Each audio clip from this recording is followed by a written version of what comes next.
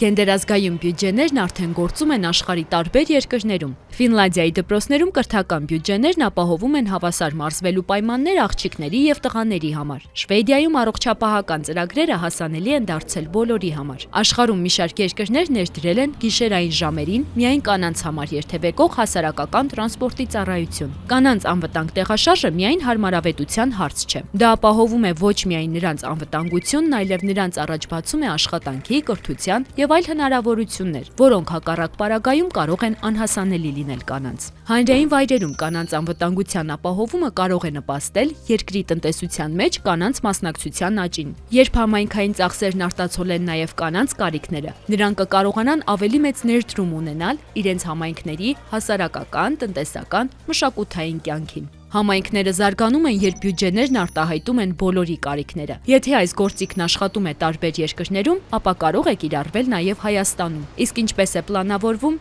ձեր համայնքի բյուջեն։